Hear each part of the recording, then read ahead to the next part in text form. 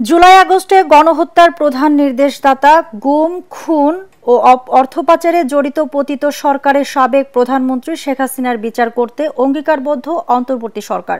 তাকে দেশে ফিরিয়ে আনতে যেসব প্রক্রিয়া অনুসরণ করা দরকার তা করা হচ্ছে বলে জানিয়েছেন প্রধান উপদেষ্টার প্রেস সচিব শফিকুল আলম।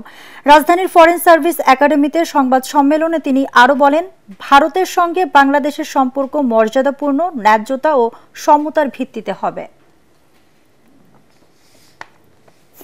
আমরা শেখ হাসিনাকে দেশে ফিরিয়ে এনে আইনের সম্মুখীন করতে চাই।